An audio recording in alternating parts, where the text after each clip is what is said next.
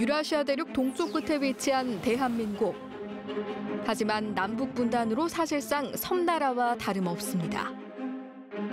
우리는 지정학적 위치를 우리의 강점으로 바꿔야 합니다. 대륙과 해양을 잇는 나라, 동북아 평화와 번영의 질서를 선도하는 나라가 될 수 있습니다.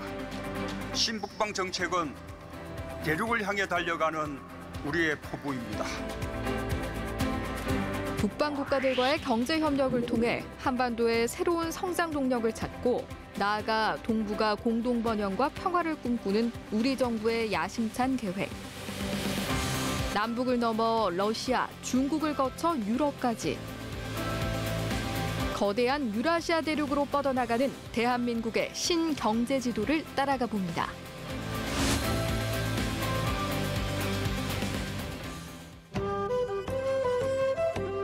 러시아 극동에 위치한 블라디보스톡. 해군 기지로 출발한 인구 60만의 작은 도시가 최근 인기 관광지로 떠오르고 있습니다. 가는 곳마다 한국 관광객들을 쉽게 찾아볼 수 있었는데요. 가까운데 이제 여행 가자 결혼 1주년으로 해가지고 이제 블라디보스톡. 유럽은 되게 먼데 얘가 좀 짧은 거리에 있지만 유럽의 느낌이 나는 도시여가지고 좀 많이들 오는 것 같아요. 한국에서 비행기로 2시간 반이면 닿을 수 있는 동양의 유럽. 최신 상점과 레스토랑들이 밀집한 아르바트 거리에선 한국 관광객들을 쉽게 찾아볼 수 있습니다. 2016년 약 5만 명이었던 한국 관광객은 올해 들어 30만 명을 넘었는데요. 우리에게 러시아는 점점 더 가까워지고 있습니다. 블라디보스톡은 한반도와 유럽을 잇는 중요한 관문입니다. 시베리아 횡단 열차의 출발점이자 종착지인 이곳. 남과 북의 철로가 이어지면 기차를 타고 유럽으로 갈 수 있는 미래가 우리에게도 열립니다. 신북방 정책을 추진하는 우리 정부도 일찌감치 이곳의 가능성을 눈여겨보고 있습니다. 신북방 정책은 극동 지역 개발을 목표로 하는 푸틴 대통령님의 신동방 정책과 맞닿아 있습니다. 나는 러시아와 한국 사이에 9개의 다리를 놓아 동시다발적인 협력을 이루어 나갈 것을 제안합니다. 그 9개의 다리는 조선, 항만, 북극 항로와 가스, 철도, 전력, 일자리, 농업, 수산입니다. 극동 개발을 추진하는 러시아 또한 한국과의 협력에 큰 비중을 두고 있습니다. Более внимательное отношение к нашим партнерам в Восточной Азии, в Азиатско-Тихоокеанском регионе. Мы видим, как растут рынки, как растут экономики стран Восточной Азии, стран АСЕАН. Проводы, энергетические магистрали, они отвечают интересам и Российской Федерации, и всего Корейского полуострова. 한국은 제조업이나 이런 그 산업이 발전해 있지만 저희들은 자원이 빈약합니다. 반면에 북방 국가들은 러시아를 비롯해서 많은 자원을 보유하고 또 에너지를 지금 생산하고 있습니다. 그게 무슨 얘기냐면은 한국과 이들 북방 국가들은 경제 구조적으로 상당히 그 상호 보완적인 그런 그 구조를 가지고 있기 때문에 그 협력의 잠재력이 상당히 크다고 할 수 있습니다. 블라디보스톡은 러시아 신동방 정책의 전진 기지. 러시아 정부는 극동 지역의 주도를 이곳으로 옮기며 힘을 실어주고 있습니다. Территория, которую занимает Дальний Восток, да, она едва ли не половину страны, а людей живет очень мало. Для того, чтобы развить Дальний Восток, финансирование по строительству объектов инфраструктуры, различные субсидии, различные госпрограммы, нацпроекты, и правительство, и наш президент будут оказывать всяческую поддержку для того, чтобы Дальний Восток развивался. 러시아에서 동방 정책을 했을 때 여기 이제 극동 관구의 대표를 부총리급까지 격상을 시켰고, 그 다음에 이쪽은 이제 선도 개발 구역과 블라디보스톡 자유항이란 약간의 이제 특혜를 통해 가지고 외자를 많이 유치하려는 그런 흐름이 돼서 사실상 목표는 이 지역을 어떻게 보면 경제의 어떤 가장 중심 지역으로 만들겠다. 겨울에도 얼지 않는 부동항, 그리고 유럽으로 가는 철도가 시작되는 블라디보스톡은 교통과 물류의 중심지입니다. 시베리아 횡단 열차 TSR의 출발점이자 종착지인 블라디보스톡역. 블라디보스톡에서 모스크바까지 총 9,288km를 운행하는 TSR은 세계에서 가장 긴 철도입니다. 광활한 대륙을 관통하는 열차의 중간 기착역은 72곳. 블라디보스톡에서 출발한 기차는 일주일 후면 모스크바에 도착합니다. 연간 이용객만 1억 5천만 명, 화물 수송량은 1억 2천만 톤에 육박합니다. 45일 정도 걸리는 바닷길과 비교하면 시간과 비용을 크게 절약할 수 있는 대륙 운송로입니다. 러시아 정부로서는 이제 통진 정책의 시작점이고 저희 한국으로 봐서는 이제 북방 물류의 또 시작점이 저는 된다고 봅니다. 그래서 그 교류점은 러시아나 한국이나 서로의 발전의 기회 장이라고 저는 생각합니다. 우리 기업들도 탐나는 이 북방 물류 동선을 잡기 위한 노력을 시작했는데요. 현대글로비스는 2015년 테스트 운송을 시작으로 지난해 8월부터는 블라디보스톡과 러시아 서부를 잇는 TSR 급행 화물 열차를 정기적으로 활용하고 있습니다. 선박에 컨테이너를 선적해서 러시아 극동 블라디보스톡 항까지 이제 해상 운송하고 그다음에 블라디보스톡에서는 철도 운송을 통해서 러시아 모스크바까지 철도 운송하고 부산항에서 출발한 화물은 이틀 뒤 블라디보스톡 항에 도착합니다. 항구에 도착한 화물은 통관 과정을 거쳐 열차에 실리게 되는데요. 통관부터 환적, 발차에 걸리는 시간은 평균 일주일. 출발한 열차는 쉬지 않고 모스크바로 향합니다. 모스크바 남부에 위치한 실리카트나야 화물터미널. TSR로 운송된 각지의 물류 컨테이너들이 모이는 곳입니다. 이 역은 모스크바 남부에 위치한 실리카트나야라고 하는 컨테이너 터미널입니다. 그 블라디보스톡에서 출발한 그 컨테이너 블록 트레인이 도착을 하게 되면 이 컨테이너 야드로 양화를 한 다음에 물류센터로 트럭 운송을 준비하는 그런 중간 거점이 되겠습니다. 화물터미널에서 분류된 컨테이너는 트럭에 실려 최종 목적지로 운송됩니다. 모스크바 북부에 위치한 현대모비스 물류센터, 부산항을 출발해 시베리아 횡단 열차로 운송된 현대기아차의 AS 부품들은 이곳에서 포장 작업을 거쳐 모스크바 인근과 북서부 지역 영업소로 보내집니다. 배로 운송을 하다 보니까 전체적으로 한 45일 정도가 소요됐어요. 근데 지금 2015년도부터 해서 저희들이 TSR을 이용하면서 블라디보스톡에서 철도로 해가지고 모스크바까지 오는 데는 전체적으로 했을 때 25일밖에 소요가 안 됩니다.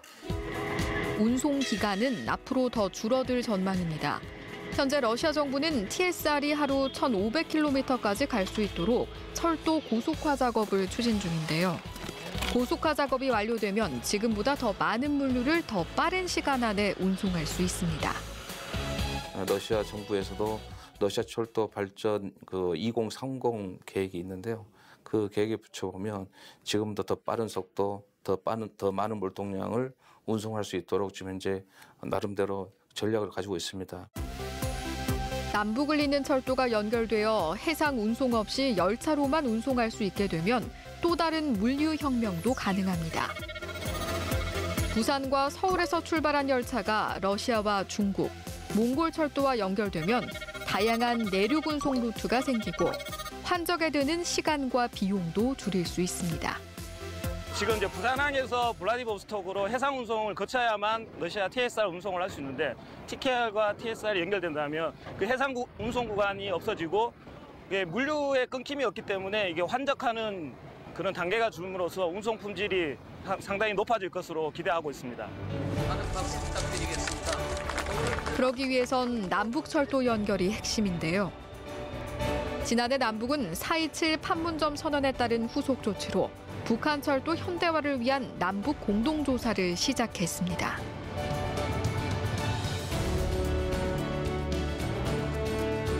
공동조사단은 북한의 철길을 따라 달리며 선로와 터널, 역사 등 북측 시설을 직접 점검했는데요. 공동조사 구간은 개성과 평양을 거쳐 신의주까지 연결된 경의선 400km와 금강산에서 두만강까지 이어진 동해선 800km, 중국과 러시아 대륙으로 연결되는 철도입니다. 제재가 해제된 이후에는요, 북한의 어떤 인프라, 철도, 또 산업 이런 그 사업들은 외국 자본의 최대 투자처가 될 겁니다. 이때 우리가 사실 남북 간의 협력을 한다라고 하면은 시기적으로 상당히 늦을 수밖에 없는 것이고요.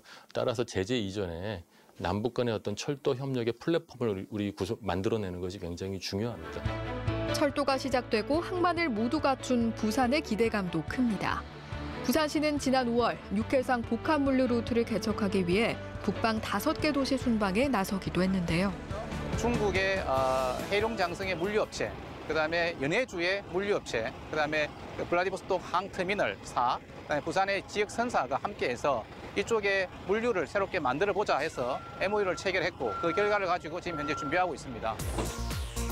대륙으로 철도가 연결되면 부산은 항만 물류와 유라시아 철도 물류를 통합 처리하는 세계 물류 거점이 되고 한반도는 유라시아 경제권과 환태평양 경제권을 아우르는 세계 경제 중심지로 도약할 수 있습니다. 전 세계에서 철도로 화물을 가장 많이 나가는 나라가 재밌는 게 미국입니다. 여객은 항공이나 도로로 많이 가는데요. 화물은 이처럼 굉장히 철도로 많이 이동을 합니다. 그리고 그다음이 중국이고 그다음이 러시아거든요. 남북 간의 철도를 연결하면 사실 이들 많은 수요들을 우리가 연결하고 그러면 우리나라 태극기가 여기 땅 정중앙에 놓일 수도 있는 겁니다. 우리 철도가 북한을 통해 시베리아 철도와 연결되면 물동량이 늘어나 2019년부터는 매년 10%씩 증가할 것이란 예측도 있습니다. 20년간 4배가 넘는 물류가 이동하게 되는 건데요. 그러기 위해선 국가 간의 서로 다른 열차 궤도를 맞출 방안이 필요합니다. 우리보다 철로의 폭이 넓은 러시아 철도와 연결하는 기술은 이미 국내 기술진에 의해 개발돼 있습니다. 궤관이라는 것은 열차가 다니는 레일의 폭을 의미를 합니다. 그래서 한국, 북한, 중국 같은 경우는 표준궤라고 해서 1435mm의 궤도 폭을 가지고 있고요. 러시아나 몽골, 중앙아시아 같은 경우는 1520mm, 관계 구간에 대한 궤도, 즉 85mm의 차이가 있습니다. 그래서 그 축이 늘어들었다, 줄어들었다 함으로 인해 가지고 열차가 멈추지 않고 바로 우리나라로 들어왔다가 다시 러시아로 나갈 수 있는 그런 구조라고 이렇게 보시면 되겠습니다. 그래서 속도를 고속으로 200km까지도 달 수가 있고요. 그리고 이 윤축 기술이 핵심인 것은 이 윤축 기술이 있으면 이것을 토대로 화차뿐만 아니라 향후에 이제 기관차, 개관가변 기관차, 그다음에 고속 열차로도 기술 개발이 가능한 그런 기술이라고 할 수 있습니다. 블라디보스톡의 잠재력을 보고 이곳에 진출하는 우리 기업들도 늘고 있습니다. 그룹 내 북방 TF까지 두며 극동 진출을 준비해온 롯데. 모스크바 상트페테르부르크에 이어 지난해 8월 블라디보스톡의 3번째 호텔을 열었습니다. 우리가 찾아간 날은 마침 개천절 기념 행사가 열리고 있었는데요. 연해주 정부와 외교부, 블라디보스톡시 유력 인사들의 발길이 이어졌습니다. Двусторонние отношения между нашими государствами выведены на новый этап партнерства, и это дает стимул к расширению реальных контактов между народами наших стран в туризме, экономике, образовании, литературе, культуре и искусстве. 아무래도 극동의 중심지 그리고 이쪽에 호텔이 들어옴으로써 이 러시아 쪽을 모스크바 쪽을 제외한 이 극동 쪽에 우리가 이제 다양한 사업의 기회를 좀 찾아보고 또 이쪽에 이제 우리의 선진화된 서비스를 제공하는 부분들을 보여주기 위해서 이쪽으로 왔습니다. 또한 한국가스공사는 러시아 국영가스기업과 협력해 극동 지역의 LNG 플랜트와 석유화학단지를 공동으로 건설하고 운영하기로 합의했습니다. Дальний Восток – это регион с огромными природными ресурсами, которые в одиночку Дальний Восток освоить не может. Только в сотрудничестве с другими странами Азиатско-Тихоокеанского региона. 거기다가 저희가 벌써 LNG를 도입한 지가 벌써 30년이 넘었거든요. 그동안에 이제 축적된 기술을 이전할 수 있다라는 점에서 우리가 러시아를 도와주고 러시아는 또 우리한테 또 그 석유 산업이라든지 석유 화학 산업이라든가 이제 4차 산업에 대한 어떤 그 진출 가능성 이런 걸 서로 모색할 수 있기 때문에 윈윈 전략이 될 수 있습니다. 두만강을 사이에 두고 북한과 국경을 접하고 있는 러시아 핫산.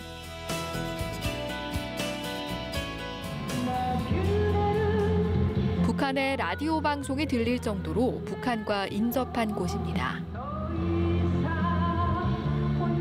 북한과 맞닿은 17km의 짧은 국경선이 러시아에겐 한반도와 연결된 유일한 기회의 통로입니다. 러시아는 2008년부터 북러 합작 기업을 내세워 나진 핫산 간 철도 연결 및 항만 터미널 운영 사업을 시작했습니다.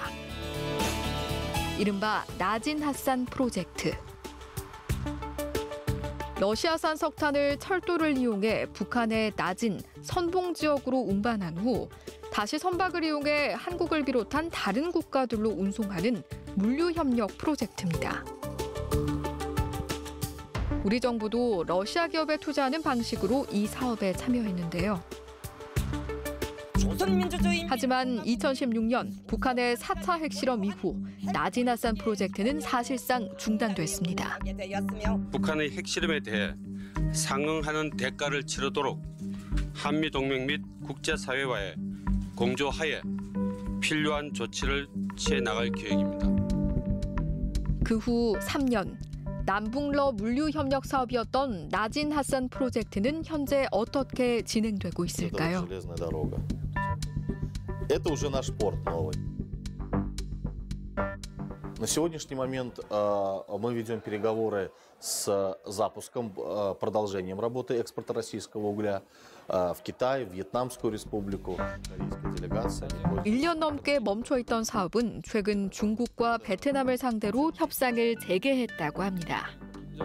우리나라는 유엔 대북 제재 이후 북한에 들른 선박의 국내 입항을 금지하고 있는데요. 나진 핫산 프로젝트를 주도하는 북러 합작 기업의 대표는 결국 손해를 보는 건 우리 기업이라며 프로젝트에 다시 참여할 것을 권합니다. Порт Раджин стоит $8. Владивосток 18 в год. $50 миллионов южнокорейские компании переплатят дорожный поезд. 더 큰 문제는 우리가 머뭇거리고 있는 사이 남북의 경제 주도권이 우리 손에서 멀어지고 있다는 겁니다. Каждый день, каждую неделю прибывает огромное количество китайских туристов. Везде, соответственно, в свободном обращении валюта китайская, юань. Безусловно, китайцы экономически сильно влияют на развитие зоны Рассона. 북중러 접경 지역에선 어떤 변화가 일어나고 있는 걸까요? 러시아, 북한과 국경을 맞대고 있는 중국의 훈춘. 훈춘의 동쪽 끝에 위치한 전망대에 오르자 국경을 접한 세 나라가 한눈에 보입니다. 러시아와 북한에 막혀 직접 바다로 나갈 수 없는 중국에게 이곳은 기회의 땅이기도 합니다. 중국은 북한의 항구를 빌려 바다로 진출하는 차항 출해 전략을 펴고 있습니다. 나진항 3개의 부두 중 이미 2개를 사용하고 있고 또 다른 부두 건설권과 50년 사용권도 확보한 상태입니다. 최근 중국은 북한 개발에 적극적으로 나서고 있습니다. 훈춘과 나선을 잇는 고속도로도 중국이 건설했고 2016년에는 중국 자본으로 신두만강 대교도 완공했습니다. 러시아도 붙어 있죠. 북한도 붙어 있죠. 중국도 붙어 있죠. 그리고 사실은 국경을 맞대고 있지 않지만 일본이나 한국도 굉장히 거기에 대해서 관심을 갖고 지금 진행을 하는, 미국은 말할 것도 없고요. 결국 이 훈춘 지역의 개발이라는 거는 동북아 지역에 있어서의 어떤 핵심 교두보를 가져간다라고 하는 굉장히 중요한 지적인 이제 역할들이 있습니다. 인구 30만 명의 작은 국경 도시였던 훈춘은 지난 몇 년 새 중국에서 가장 주목할 만한 성장세를 보이고 있습니다. 국경 도시다 보니 곳곳에서 러시아 사람들을 만날 수 있었는데요. 훈춘을 찾는 러시아 관광객만 연간 30만 명에 달한다고 합니다. We're from Korea. Oh, 안녕하세요. 나는 갈레입니다. 한국말 조금 알아요. 진짜요? 조금 알아요. And I live in Korea 1 month. My 한국 친구 teach me 한국말. You from Russia, Vladivostok? Yes, Vladivostok. Tokate. How is it feeling in this Oh, city? it's so fun. I was in Hunchun in May in past. And I see and feel myself very, very happy and very, very fun. And I think that I promise then I come back in this city, in this country. 3개국어로 표시된 간판들은 북중러 3국의 교류가 얼마나 활발한지를 짐작케 합니다. 사실 그 한국이 북한에 대해서 투자를 하거나 연구를 하는 것과 비교도 안 될 정도로 중국은 지금 그 일들을 진행을 하고 있습니다. 북한에 대한 지분을 누가 가장 많이 가지고 있느냐? 사실은 한국이 아니거든요. 중국은 지난 2013년 1대1로라는 프로젝트를 시작했습니다. 아시아에서 유럽을 잇는 육상 실크로드와 동남아시아와 유럽, 아프리카를 연결하는 해상 실크로드를 만들어 중국을 중심으로 한 거대한 경제권을 만들겠다는 건데요. 이 어마어마한 계획에서 중국은 특히 동북 지역 개발에 힘을 쏟고 있습니다. 이렇게 놓고 보시면 이 한반도 지역을 위시로 한 이 동북 지역이 중국의 1대1로 있어서 얼마나 중요한 지역인지가 보이거든요. 여기가 이제 태평양으로 갈 수 있는 굉장히 중요한 교두보고, 그렇기 때문에 사실 중국 입장에서는 1대1로 진행하는 데 있어서 이러한 자원들을 모으고 융합해서 동북 지역에서 이것들을 꽃피우게 하는 굉장히 중요한 전략들을 추진을 하고 있는 거죠. 고속철도는 중국의 경제 질서를 바꾸어 놓고 있습니다. 2008년 베이징 올림픽을 계기로 본격적인 고속철 시대에 진입한 중국은 이후 정부의 육성 정책 아래 중국 전역의 고속철 네트워크를 구축하고 있습니다. 중국 같은 경우에는 북경 올림픽 이후부터 약 10년 동안에 3만 킬로미터의 고속철을 건설했습니다. 전 세계 고속철의 3분의 2에 해당하는 길인데요. 지금 그 고속철이 북경 상해뿐만 아니라 북경에서 신의주 바로 앞에 단둥까지도 지금 연결해서 운행을 하고 있습니다. 우리가 서울에서 신의주까지 약 400km를 고속철로 건설한다라고 하면요, 이 중국의 3만 킬로의 고속철과 바로 직결이 됩니다. 그리고 이 동북 지역의 성도들은 대략 한 1000만의 도시들이 꽤 많거든요. 그러니까 이들 도시를 고속철로 네트워킹한다는 거는 어떻게 보면은 한국 경제에 새로운 그 동력, 신성장 동력을 확보할 수 있다는 측면에서 굉장히 의미가 있는 사업이라고 이렇게 평가할 수 있습니다. 4년 전 고속철도가 개통되면서 훈춘의 발전 속도는 더욱 빨라졌습니다.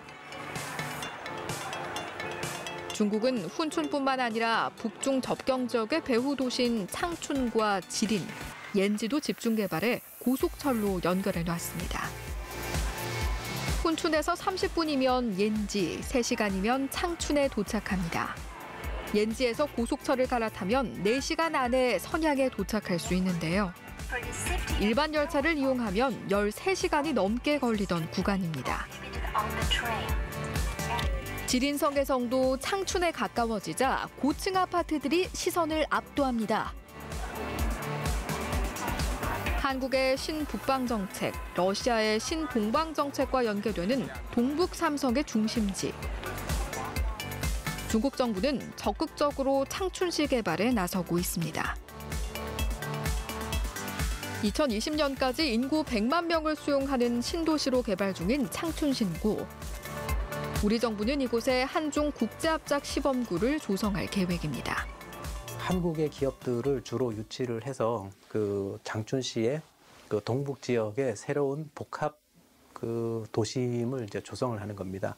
거기는 이제 전통적인 공단 지역도 있고 그 생활이나 교육이라든지 관광 같은 인프라들도 같이 조성을 해가지고 일종의 이제 신도시를 이제 꾸미는 건데요. 거기에 이제 한국 기업들이 많이 올 수 있도록 여러 가지 제도 개선이나 인센티브 발굴이라든지 그 환경 조성 같은 것에 이제 노력을 기울이고 있습니다. 산업단지를 비롯해 아파트와 쇼핑몰, 물류단지 등 대대적인 건설 사업이 진행되고 있는 창춘신구.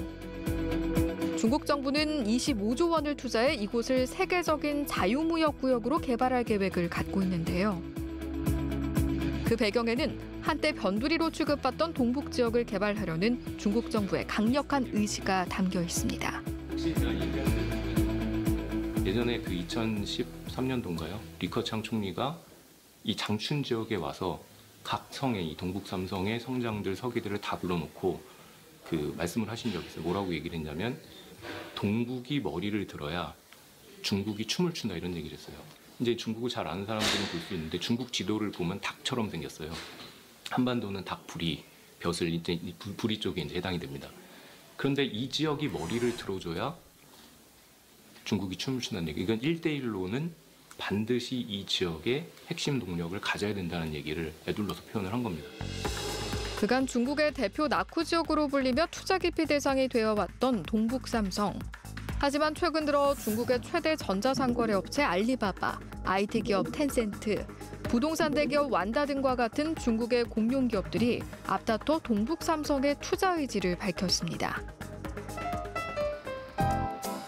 창춘시 번화가에 위치한 고층 빌딩. 커피로 승부수를 보겠다며 창춘에 진출한 한국인이 있습니다. 국내 한 항공사의 창춘 지점장으로 근무하던 우경재 씨는 일찍이 동북 삼성의 가능성을 예감했는데요. 회사를 그만두고 이곳에 터를 잡았습니다. 지금 또 백두산하고 지금 고속철을 만들고 있는데 거기까지 이제 내년 말 되면 2시간 반이면 가요. 제가 처음에 왔을 때 백두산 가려면 6시간 반 걸렸고 연길 가려면 5시간 반. 선양 가려면 역시 4시간 반 걸렸어요. 근데 지금은 다 1시간, 2시간 내에 갈 수 있는 반나절 생활권이 된 거죠. 그래서 한국하고 북한하고 연결되고 이게 개방이 된다면 가장 혜택을 보는 지역이 바로 이쪽 동북 삼성, 그중에서도 길림성이란 거죠.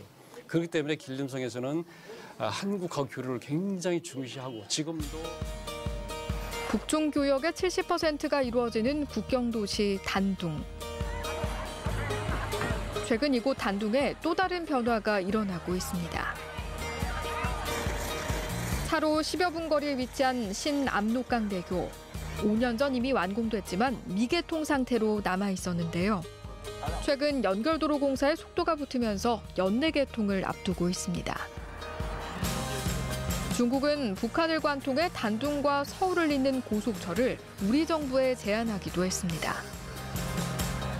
사실 과거 동북 삼성은 중국과 북한의 그 협력 공간이었습니다. 그런 그 북중 간의 협력 공간에 이제 우리 대한민국이 진출을 하는 겁니다. 그래서 거기에서 중국과의 그 협력도 하지만 또 북한과의 협력을 할 수 있는 그런 그 가능성도 모색을 하는 겁니다. 그런 차원에서 나온 게 신북방 정책이고. 철도 건설이 실제 이행 단계에 들어서면 전력 문제 역시 해결해야 할 중요 과제입니다. 북한의 발전 설비 용량은 우리나라의 불과 6.5% 수준. 동북아 전력망 연결을 위해서도 풀어야 할 숙제입니다. 전 세계에 사실은 전력망이 대부분 연결돼 있습니다. 세계에서 가장 빨리 크게 성장하는 경제권이 바로 동북아에 있는데 정작 이 지역은 전력망이 연결되지 않아 있어요. 여러 가지 이유가 있지만 무엇보다도 지정학적인 긴장. 우리 정부는 신북방 정책의 일환으로 한중일 세 나라의 러시아, 몽골까지 묶어 동북아 전력망을 공유하는 슈퍼그리드도 구축할 계획입니다. 러시아의 에너지 슈퍼링 구상이 몽골 고비 사막의 풍경, 태양광과 함께 거대한 슈퍼그리드로 결합하면 동북아시아는 세계 최대의 에너지 공동체를 형성할 수 있습니다. 전력망 연결에 북한이 참여하게 되면 북한의 전력난 해소는 물론 동북아 에너지벨트라는 큰 그림도 가능해집니다. 대한민국이 경제 발전을 이룬 급속도의 경제 발전을 이룬 요소 중에 하나는요. 전국으로 전기가 보급된 데 있습니다. 그리고 아주 안정적이고 품질적으로 전력이 공급됐던 거죠. 그러니까 전력만 가는 게 아니고요. 교통이 함께 가고 통신이 함께 가고 여러 가지 인프라가 함께 구축되는 성격을 갖고 있기 때문에 북한이 경제적인 번영으로 갈 수 있는 토대 중에 토대입니다. 신재생 에너지 잠재량이 큰 몽골, 천연가스와 같은 에너지 자원이 풍부한 러시아와 전력망을 구축한다면 한반도는 지리적인 한계를 극복하고 동북아를 잇는 에너지 허브 국가로 성장할 수 있습니다.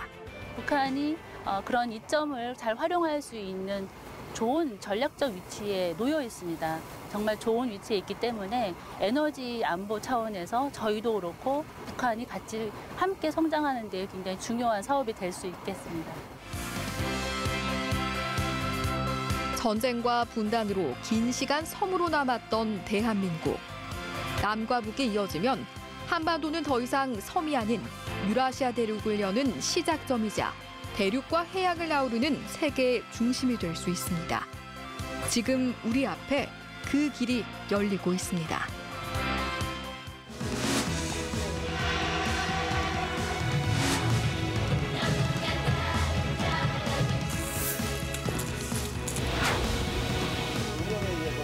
전략적 협력 동반자 단계에서 특별 전략적 협력 동반자 단계라는 것으로 가고 있습니다.